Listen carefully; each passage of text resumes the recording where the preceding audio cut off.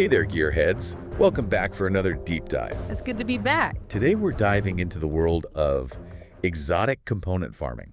Yeah. In the Division 2, it is a big one. People want those exotics. You need those exotic components if you want to craft the most powerful gear in the game, right? You do. And especially since the Shades of Red update, things have been shaken up a little bit. Yeah, they changed it.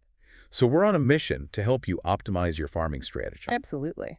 We're going to break down the two most popular approaches, and we're going to see which one comes out on top for you. Awesome. So we're talking about the classic Dark Zone crate runs versus the newer priority objective system. That's right.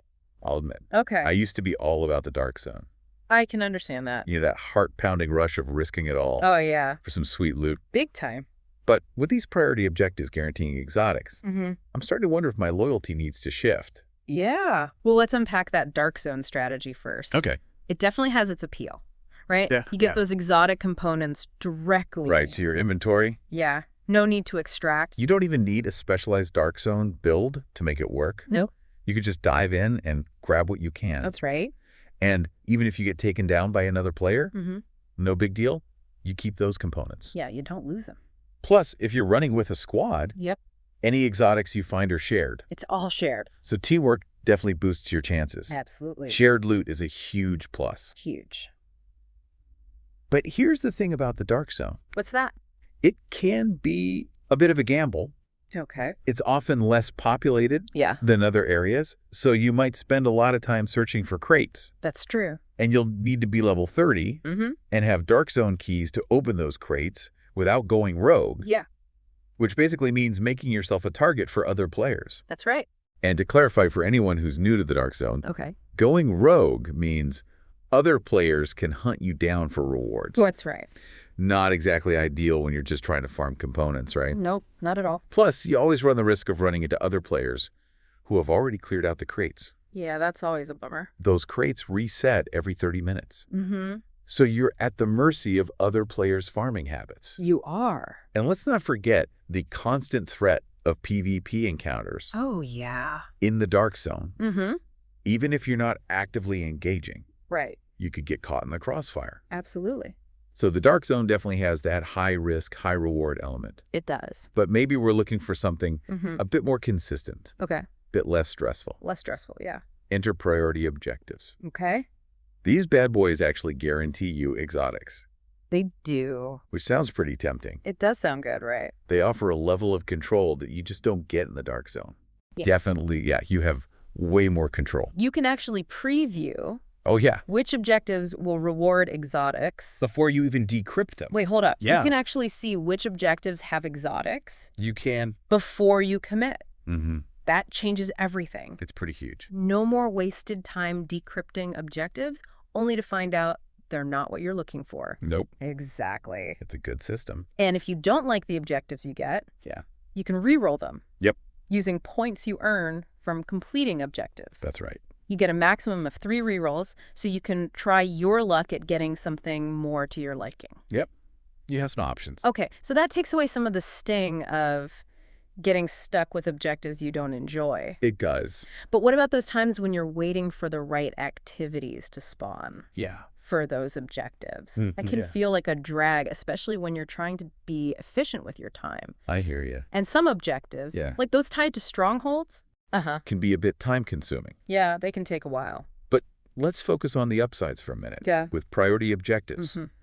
you have a lot of flexibility. That's right. You can choose from open-world activities Yeah. that are relatively easy Uh-huh. and can be completed on normal difficulty. That's right.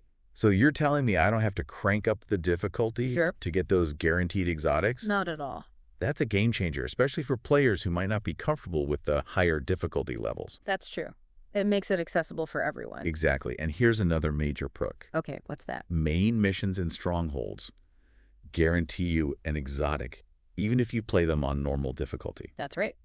So you could, theoretically, knock out a couple of quick missions and walk away with 4 exotics in a relatively short amount of time. Absolutely you can. That's a pretty sweet deal. It is. A few quick missions, and you're set on exotics for a while. Yeah, you're good to go. And the fact that you can preview those rewards beforehand Takes away so much of the guesswork. It does. No more grinding through those daily projects just for a single exotic. I don't miss those days. Me either. It's so much better now. And if you play with multiple characters, Oh, yeah. you can strategically set up priority objectives across those characters. That's a good strategy. It's a smart way to maximize your efforts. It is a good way to do it. Okay, now I know some folks might be hesitant about priority objectives. Yeah. Because they think they involve a lot of PvP. Right. But it's not always what you think. That's true. Those PvP objectives don't necessarily mean intense firefights. Nope, not at all. Right, some of them are surprisingly straightforward, They are? like extracting contaminated items from the dark zone Yep. or clearing a landmark. Uh-huh. You can often complete these without even encountering another player. Easily.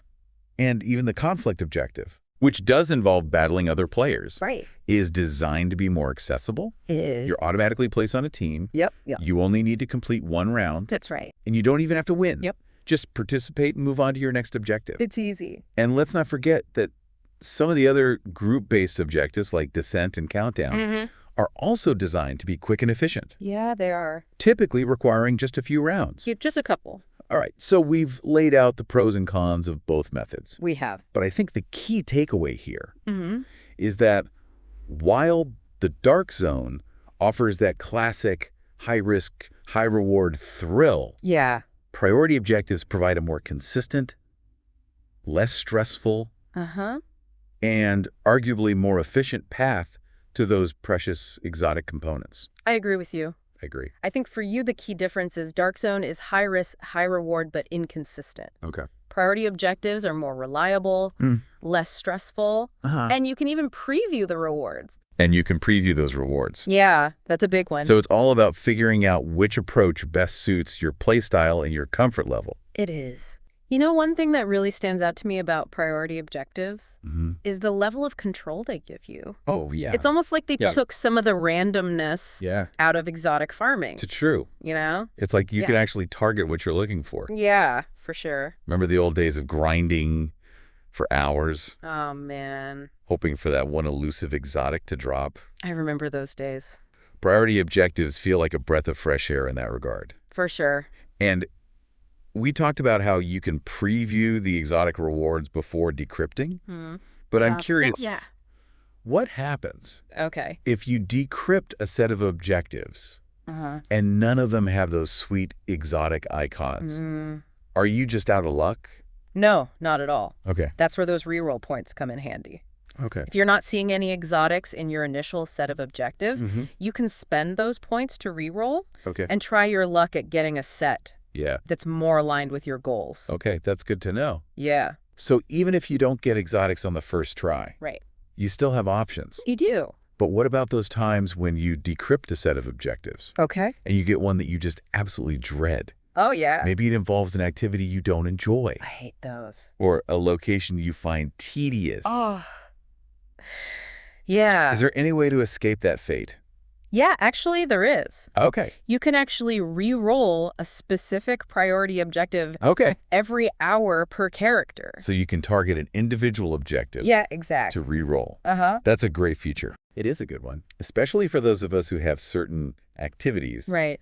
we'd rather avoid. We all have those. It adds a layer of flexibility that I really appreciate. For sure. We've covered a ton of ground today, We have. exploring the ins and outs of farming exotic components in the Division 2. A lot of good information. But before we wrap up, Yeah. I want to leave you with one final thought-provoking question. I'm ready.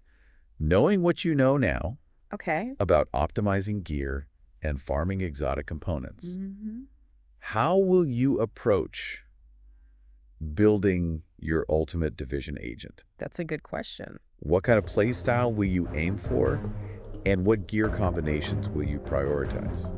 I like that. Because ultimately, it's not just about having a bunch of exotics. Right. It's about how you use them to create a build that reflects your unique play style. That's what it's all about. It helps you dominate in the world of the Division 2. Absolutely. So listeners, Yeah. we challenge you to take this knowledge, apply it strategically, and build the agent of your dreams. Good luck, agents.